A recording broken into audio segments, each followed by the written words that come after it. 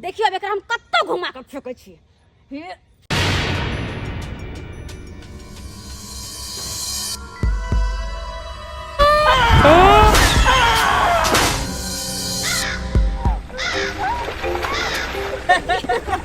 मजा आबि गेलै ना। फोटो याद कर।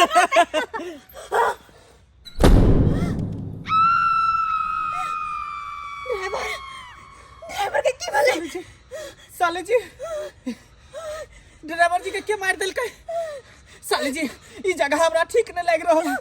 जीजाजी ई तो वह झंडा है जकरा हम उखाड़ के फेंकने रहिए। ई तो वह झंडा है जीजाजी। हाँ साले जी ई झंडा ड्राइवर के जान लो लड़के। साले जी ई झंडा नहीं, ई जरूर कोनो काल है, जरूर कोनो काल है। ई जगह इलाका ठीक नहीं लग रहल है। भाग जीजाजी ड्राइवर जीजाजी।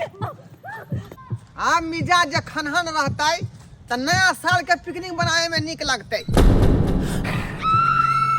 अरे बाप ई ड्राइवर साहब की भाग बाप रे बाप। ई की देख रही है? हम लीला ई की देख रही है? दाई कहाँ गए?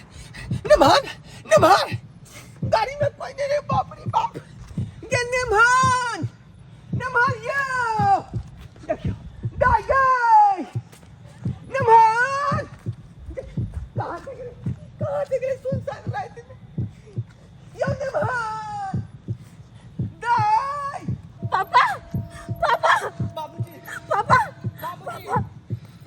खाता नहीं मिल रहा है। पापा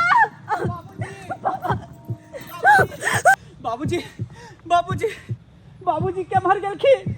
बाबूजी